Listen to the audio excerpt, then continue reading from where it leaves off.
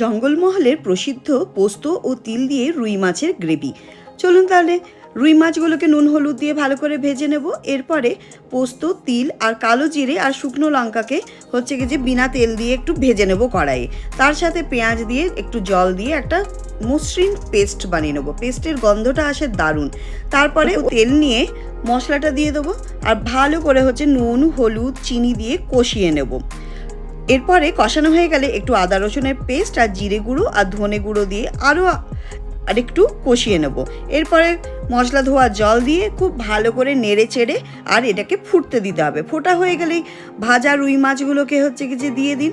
খেতে এত টেস্টি হয়। আর 2-4টে লঙ্কাকে চিড়ে দিয়ে দেবেন। বেশ, এরপরে এটাকে গ্রেভি বলুন বা ঝোল বলুন, যেমন আপনারা খাবেন সেরকমভাবে বানিয়ে নেবেন। এরপর ধোঁয়া ওঠা গরম ভাতের সাথে খেয়ে দেখুন, দারুণ লাগবে। রেসিপিটা ভালো লাগলে একটা লাইক শেয়ার সাবস্ক্রাইব করে দেবেন। Thank you.